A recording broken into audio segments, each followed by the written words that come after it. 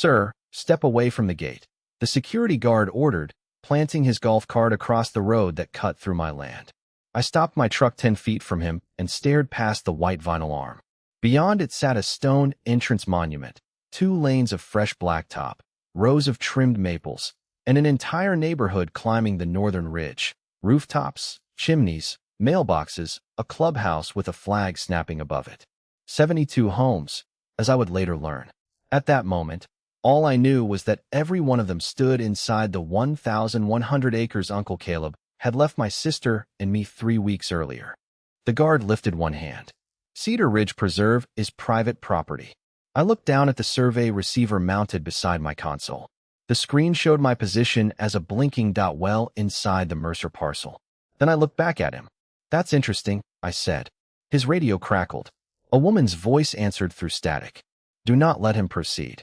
The guard's shoulders tightened with borrowed authority.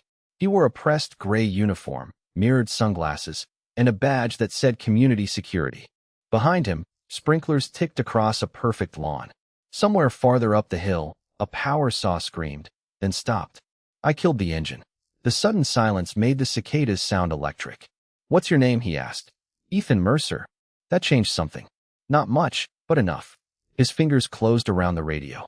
I stepped out slowly, leaving both hands visible. The August heat hit me with the smell of cut grass, hot pavement, and cedar mulch. 3 weeks earlier, I had stood beside Caleb's grave while red Tennessee clay stuck to my shoes. Now strangers were guarding a subdivision built where his north pasture should have been. The guard pointed at my truck. "You need to turn around." I didn't argue. Arguing was noise, and noise ruined good measurements. Instead, I glanced toward the decorative wall beside the gate. A dull flash of metal showed through the weeds at its base. I crouched before the guard could stop me and brushed away dry leaves with 2 fingers. A brass survey cap sat embedded in old concrete. CM 72. My pulse struck once, hard, behind my ribs. Caleb had taught me those marks when I was 16. He made me reset a tripod 5 times because I kept rushing the level bubble. "Land doesn't move because you're impatient," he'd said. "People move the lines." The guard stepped closer. I said, "Leave it alone." I photographed the cap, the wall, the gate, and the receiver screen in one frame. His radio snapped again. "Mr. Mercer is not authorized to document HOA property." I stood. A woman in a cream-colored SUV had stopped on the opposite side of the gate. She watched me through the windshield without getting out. Blonde hair, dark sunglasses, one hand resting high on the steering wheel like she already owned the conversation. I raised my phone and photographed the access road behind me. That road ran almost 2 miles through woods, pasture, and creek bottom before touching the county highway. I had driven it that morning because it appeared on Caleb's old map as a ranch track. Cedar Ridge had widened it, paved it, striped it, and installed landscaping lights along both shoulders. No gate at the highway. No recorded notice on the estate file. No reason an entire community should have been using it without the Mercer family knowing. The guard reached for my phone. I stepped back. "Don't."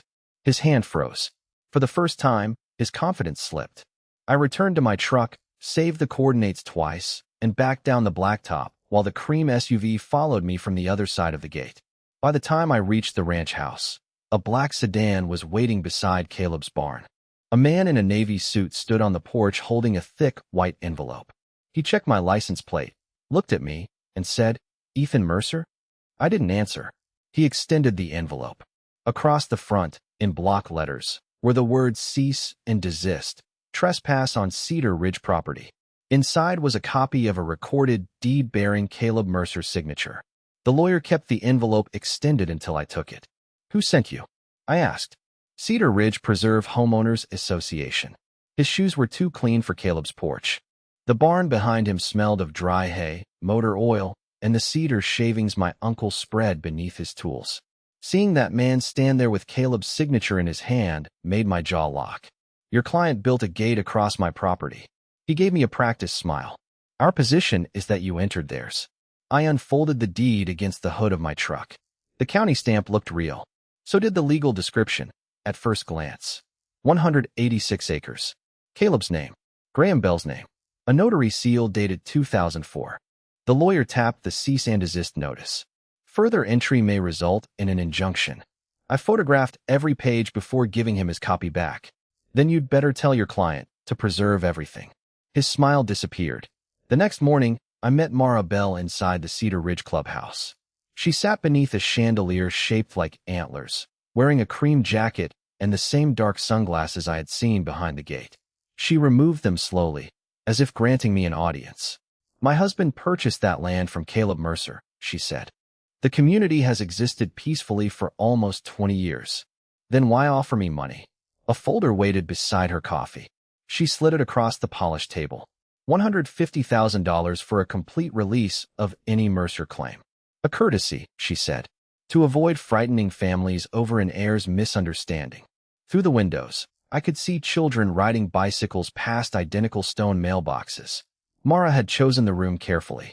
Every home beyond that glass turned her fraud, if it was fraud, into my moral problem. I closed the folder. No, her expression barely moved, but her thumbnail pressed hard enough into the coffee lid to bend it. You should understand what happens next, she said. Residents will protect their homes.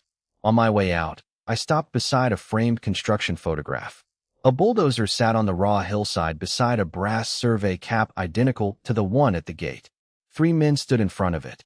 The handwritten caption named the foreman, A. Pike. I photographed it before the receptionist stepped between me and the wall. By noon, Cedar Ridge's private resident page had posted my name, truck, and photograph under the words possible property scam. By 3, Rachel called from her school parking lot. Someone emailed the principal, she said.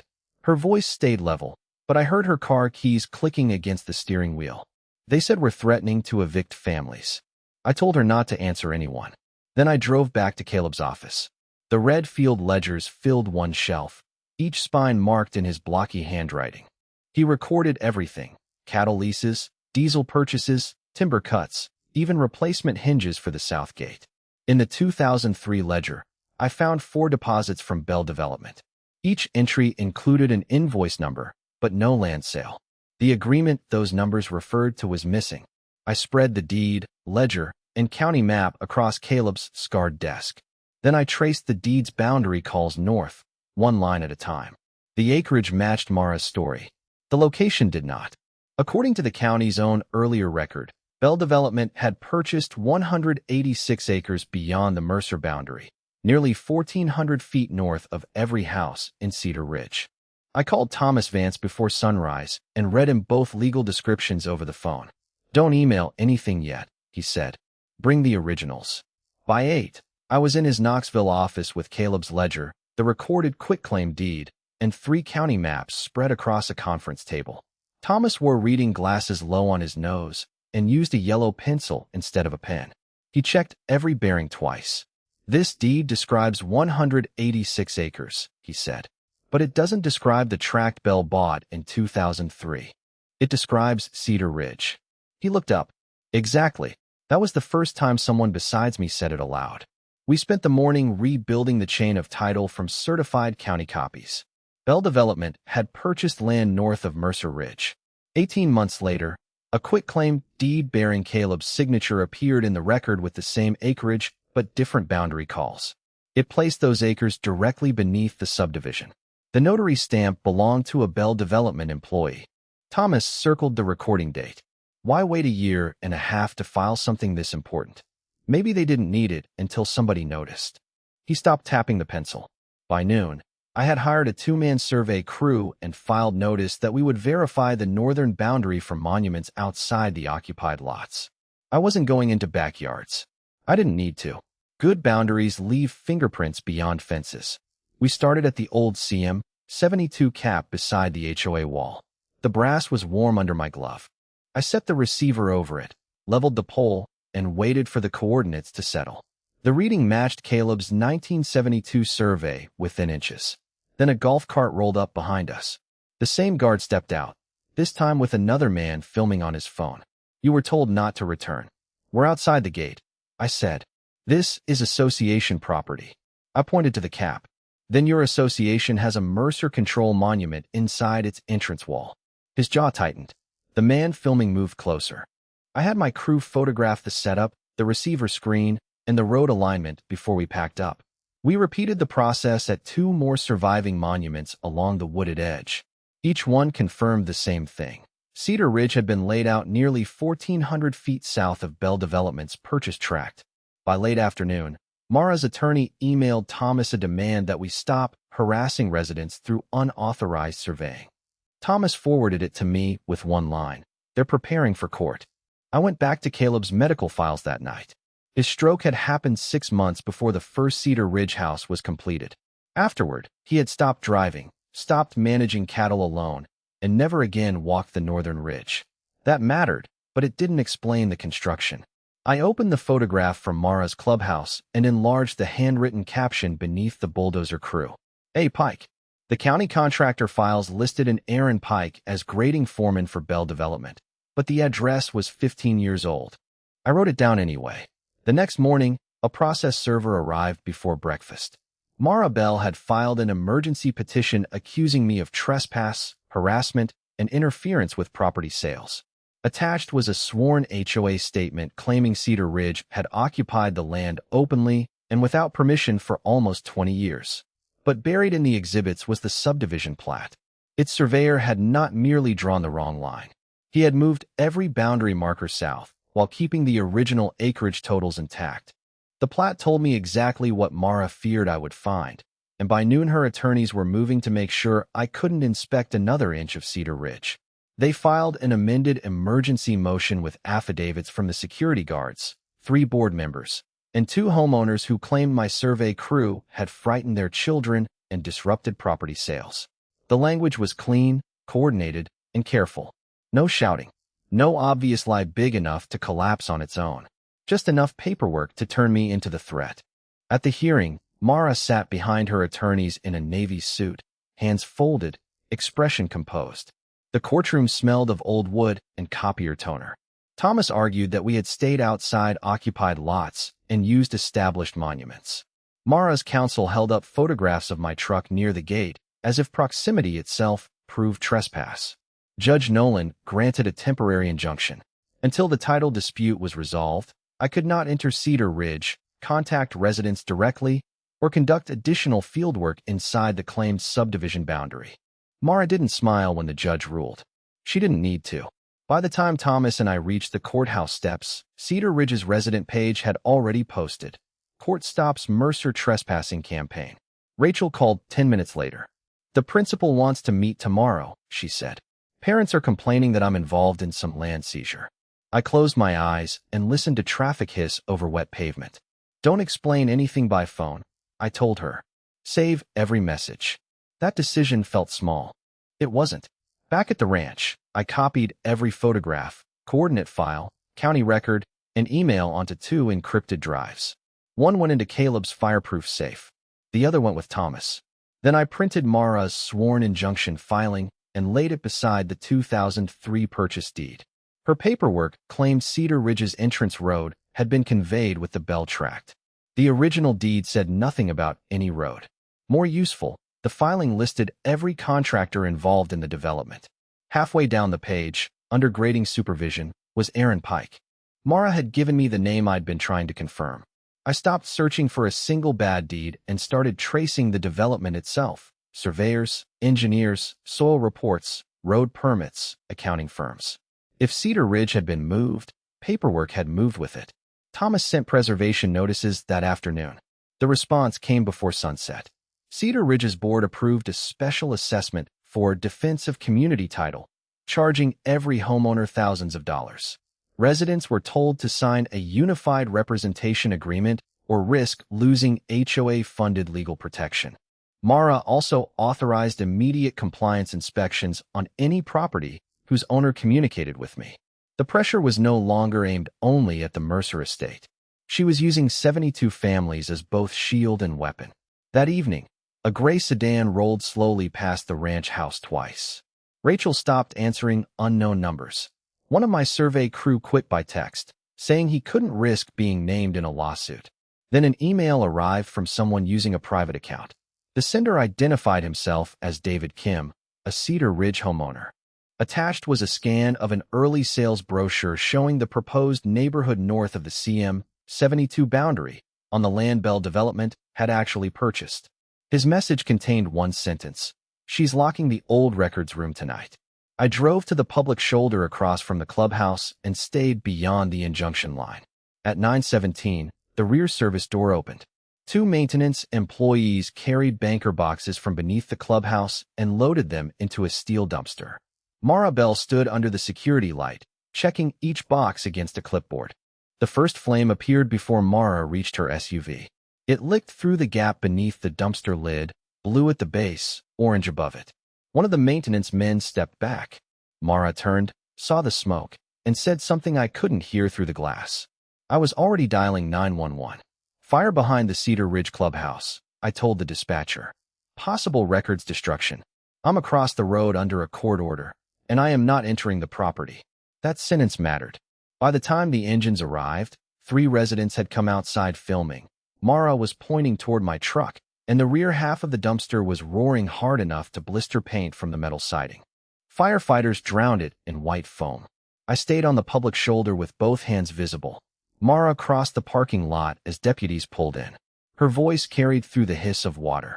"He's been stalking this community for weeks." An officer took my phone before I could finish explaining. Another photographed my truck, my boots, the roadside gravel beneath me. Mara handed them printed screenshots of my earlier visits and the court injunction. She looked prepared because she was. By morning, local news showed the burning dumpster behind a photograph of my face. The headline called me the heir at the center of an escalating land dispute. Cedar Ridge's attorney issued a statement saying the HOA was cooperating fully while an outside claimant was being investigated. Rachel's principal placed her on administrative leave pending review of parent complaints. She sat at Caleb's kitchen table with the letter unopened beside her coffee. "I told them I haven't contacted a single family," she said. "I know." Her hands were shaking anyway. The investigators copied my phone data and took my survey laptop to verify where I had been and what I had recorded. They said it was temporary. Temporary still meant my active project files, client records, and field software left the ranch in a black evidence bag. 2 clients canceled by noon. My insurer emailed asking whether the investigation involved professional misconduct. For the first time, I wondered whether staying near that clubhouse had been a mistake. I had followed the injunction. I had called for help. None of that changed what the footage looked like after Mara cut away everything except my truck arriving and smoke rising minutes later. Publicly, she had won. The HOA board held an emergency meeting and voted to increase the legal assessment. Residents applauded when Mara announced that Cedar Ridge would defend its families from intimidation. David Kim stopped responding. The private email account he had used vanished. "Thomas told me not to contact him. We protect him by leaving him alone," he said. That night, rain tapped against the barn roof while I opened the duplicate drive from Caleb's safe. The coordinates were intact, but without my laptop, I couldn't run the full survey software. I sat beneath the yellow work light, staring at the photographs from the fire scene. Foam, wet cardboard, blackened folders, a firefighter pulling one half-burned box onto the pavement. On its side, beneath the soot, was an invoice number. I recognized the sequence from Caleb's red ledger. The burned paper itself proved nothing. Most of the text was gone. But Mara had destroyed records after Thomas's preservation notice, and the fire department had logged every recovered item before anyone could remove it. I enlarged the image until the numbers broke into pixels. Then I noticed something else. The invoice wasn't addressed to the HOA. It bore the faded letterhead of an accounting firm I had seen listed in Bell Development's old corporate filings. Mara had burned her copies. She had not burned theirs. I printed the fire scene photograph and set it beside Caleb's red ledger. The invoice number matched exactly. Same 6 digits. Same month. Same Bell Development deposit. I called Thomas and read it to him twice. "Don't contact the accounting firm yourself," he said. "We'll subpoena the archive and let the chain stay clean." That was the first decision that felt like movement instead of defense. While Thomas prepared the request, I compared every Bell deposit in Caleb's ledger against the partial corporate records we already had. For payments. For invoice numbers. None described land. The dates lined up with the months Cedar Ridge's entrance road and utility corridor were being graded. The brass monument had shown where the boundary was. The county deed had shown what Bell actually bought. Now the ledger suggested they had paid Caleb for something else entirely. 3 days later, the former accounting firm produced scanned payment files from off-site storage. The records had survived because Bell Development outsourced payroll and vendor processing. I opened the first scan in Thomas's office. Temporary construction access, Mercer South Corridor. The words sat beneath the invoice number in plain black type. Not purchase payment. Not boundary settlement. Access. The second invoice said equipment crossing and road staging. The third listed restoration of fencing and drainage after heavy machinery use. Each payment had been approved by Mara Bell, then Bell Development's financial officer. Thomas leaned back slowly. If their possession began with permission, he said, their story changes. Not enough, I said. He nodded. Not yet. We preserved the files in 3 forms: certified copies from the accounting firm, digital copies with metadata, and printed sets stored separately from the ranch. I indexed each invoice against Caleb's ledger entries, the original purchase deed, and the dates on the subdivision plat. The pattern tightened. Bell Development bought land north of Mercer Ridge. Then it paid for temporary access across Mercer land. Later, a plat appeared placing the subdivision south of the purchase tract. After that came the quitclaim deed Mara now treated as proof that Caleb had approved everything. I still needed the agreement behind those payments. Probate authorization for Caleb's safe deposit box arrived the following week. Rachel met me at the bank. She had been reinstated at school, but parents still watched her in parking lots. She signed the access form without reading it twice, something she never did. Inside the box were old survey photographs, canceled checks, and a sealed envelope marked Bell Access, original. The agreement granted Bell Development 18 months to move equipment through a narrow southern corridor while preparing its own adjoining tract. It prohibited residential construction. Any permanent transfer required a separate warranty deed, independent witnesses, and a new survey. Rachel read that clause again. So the quitclaim deed shouldn't exist. It can exist, I said. The question is whether Caleb made it. We requested the original deed, not the scanned county image. We also subpoenaed the notary journal and Caleb's medical records for the signing date. The journal contained no Mercer entry. The medical records showed Caleb's right hand was paralyzed after his stroke. Then the original deed arrived.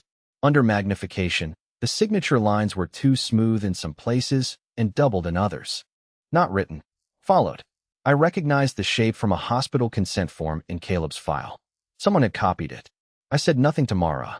Instead, Thomas and I sealed the invoices, access agreement, medical records, notary certification, and original deed analysis into one evidentiary package.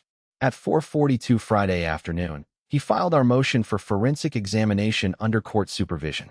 By sunset, the clerk had stamped it received. The forensic motion forced Mara to choose between producing the original records and explaining why they no longer existed. She chose aggression. 2 days after the clerk stamped our filing, Cedar Ridge's attorneys demanded a court-supervised inspection of every document from Caleb's safe deposit box.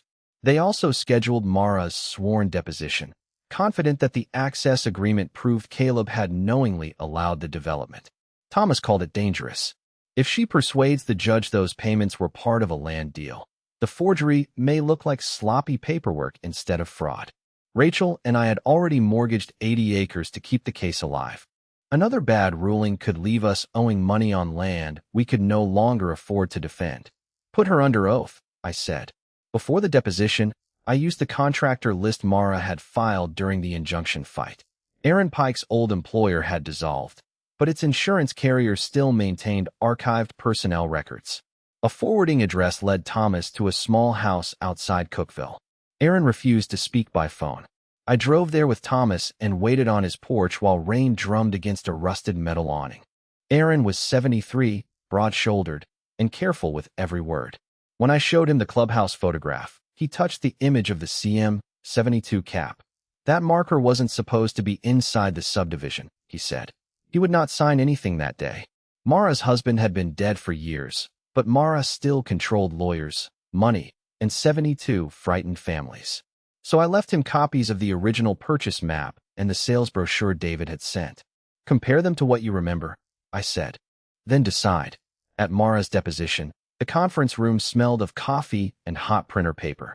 A court reporter sat between us, fingers poised above her machine. Mara wore pearl earrings and answered every question as though she were correcting a child. She admitted approving Bell Development's payments to Caleb. Those were purchase installments, she said. Thomas placed the accounting invoices in front of her. They say temporary construction access. Accounting descriptions are not legal instruments. He showed her the access agreement. Mara barely looked at it. Caleb later approved the final boundaries. With the quitclaim deed? Yes. And you personally relied on that deed when directing the HOA's title defense? I did. The court reporter captured every word. Then Thomas asked about the clubhouse records destroyed after the preservation notice. Mara leaned back. Routine disposal. Mr. Mercer's obsession turned an ordinary maintenance event into theater. She still believed the edited security footage protected her. During the lunch break, Thomas received an email from Aaron Pike. 3 sentences. 1 attachment. He had compared the maps. He recognized the original grading line. He was willing to testify under subpoena. I read it once, then locked my phone without showing Mara's attorneys. When questioning resumed, Thomas mentioned our proposed non-eviction agreement for homeowners willing to separate their interests from Mara's. Her composure finally cracked. You have no authority to negotiate with our members, she said. I'm asking whether the board will consider protecting them. The board will protect this community. That afternoon, Mara called an emergency HOA meeting. From the public road, I watched residents enter the clubhouse beneath the same security light that had illuminated the burning boxes. David texted one photograph before the meeting began, a resolution transferring the HOA reserve fund to Bell Community Management, a company Mara controlled. A second resolution authorized immediate liens against owners communicating with me. Thomas filed an emergency preservation request while the board was still voting. At 8:36, Mara signed both resolutions in front of 72 homeowners, the board's secretary, and the association's recording camera. She believed she had cut off my last allies and moved the money beyond reach. I watched her signature appear on David's photograph and felt the entire case change. The last missing act was no longer buried in an old file. Mara had just created it herself. At the emergency hearing, Mara defended both resolutions before Judge Nolan as necessary measures to protect Cedar Ridge from sabotage. She sat upright beside her attorneys, the signed transfer order and lien authorization displayed on the courtroom monitor. Behind her, the gallery was packed with homeowners. Some avoided my eyes. Others stared as if I had already taken their houses. Mara's lawyer called the fund transfer routine management. Thomas waited until the explanation was complete. Then he placed the recording from the HOA meeting into evidence. The timestamp matched David's photograph. Mara's signature appeared on both resolutions after our preservation request had been filed and while the title case was active. The board secretary confirmed the vote. The association's own camera confirmed who said what. Judge Nolan froze the transfer before a dollar could move. That was only the first crack. Thomas began with the land Bell Development had actually purchased in 2003. The certified deed placed all 186 acres north of Mercer Ridge. Then he displayed the early sales brochure David had preserved. Cedar Ridge's original streets and homes were drawn on that lawful tract. The room went quiet. Next came the brass CM 72 monument, Caleb's 1972 survey photographs, and the modern coordinates my crew had taken before the injunction. Every measurement placed the existing neighborhood roughly 1,400 feet south of Bell's property. Mara shook her head. Surveyors disagree all the time. Thomas did not answer her. He called Aaron Pike. Aaron walked slowly to the witness stand and identified himself as Bell Development's grading foreman. He pointed to the clubhouse photograph from 20 years earlier, then to the same brass marker in our field image. We crossed that line, he said. A murmur moved through the gallery. He explained that the original tract failed soil tests and became too expensive to develop. Graham Bell ordered the crews south. Mara approved revised grading invoices and told accounting the Mercer payments covered access while the boundary correction was being completed. Mara's attorney objected. Judge Nolan overruled him. Thomas introduced the accounting firm's certified files. Temporary construction access, equipment crossing, road staging, fence restoration. Each payment matched an entry in Caleb's red ledger. Each had been approved by Mara. The adverse possession claim began collapsing in plain view. Bell Development had entered Mercer land with permission, not hostility. Mara leaned toward her lawyer, whispering rapidly. Then came the access agreement from Caleb's safe deposit box. 18 months. Southern corridor only. No residential construction. Any permanent transfer required a new survey, a warranty deed, and independent witnesses. The homeowners behind Mara stopped looking at me. They started looking at her. Her last defense was the quitclaim deed. She insisted Caleb signed it later. The original document was placed beneath a courtroom camera. The forensic examiner identified the doubled strokes and traced lines. The notary's certified journal contained no Mercer entry. Caleb's medical records showed his right hand was paralyzed on the stated signing date. Then Thomas placed the hospital consent form beside the deed. The signatures matched too perfectly. Mara stood halfway out of her chair. This is a coordinated attack by a disgruntled heir and disloyal residents. Judge Nolan ordered her to sit. Thomas played the unedited security footage from the third-party vendor. It showed me remaining across the road. It showed Mara directing employees to carry boxes from the records room. It showed the boxes entering the dumpster before the fire. Her own edited version had removed those minutes. No speech could have hurt her more than the silence that followed.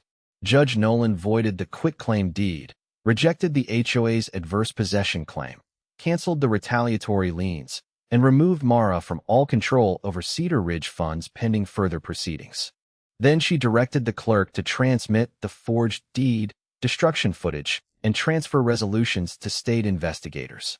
A deputy stepped behind Mara's chair and asked her to surrender the HOA account keys. The deputy held out his hand, and Mara placed the HOA account keys in his palm one at a time. Metal clicked against metal in the silent courtroom.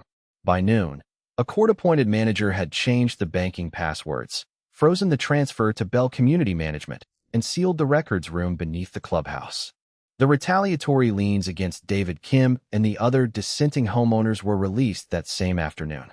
Cedar Ridge's security contractor received written instructions that I was no longer to be treated as a trespasser. The first thing I did was not drive through the gate. I went home with Rachel. She stood in Caleb's kitchen while I placed the voided quitclaim deed beside his red ledger. Her school district had already received the ruling. The principal called before sunset to confirm that the complaints against her had been closed. Rachel listened, thanked him, and set the phone down carefully. Then she pressed both hands against the table and let out one long breath. I thought we were going to lose all of it, she said. So did I. That was the truth. Winning did not erase the mortgage on 80 acres, the canceled survey contracts, or the months when strangers called us thieves. It only gave us a lawful way to repair the damage. Over the next 18 months, corrected deeds replaced the false chain of title. The title insurers preserved Bell development assets, and the civil recovery against Mara funded a settlement for the occupied acreage, road use, legal costs, and the years Mercer land had been controlled without permission. No family was forced from a home. That mattered more than the number on the settlement documents.